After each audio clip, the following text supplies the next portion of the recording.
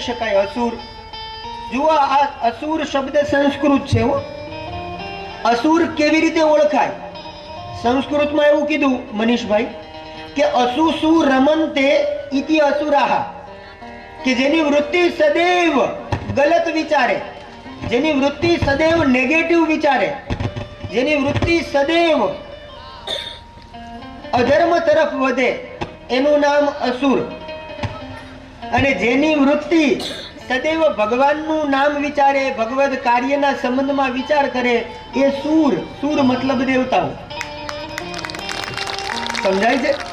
સૂર અને અસુર વચ્ચે પાતળી ભેદ રેખા છે. શું છે?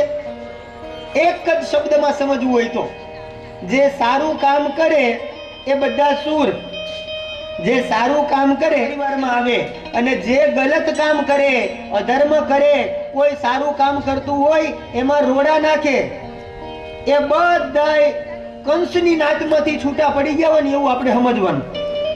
કાલે આપણે જોયું હતું ને, એ બધાય તારકાસુરના સંબંધી. કોના? તારકાસુર.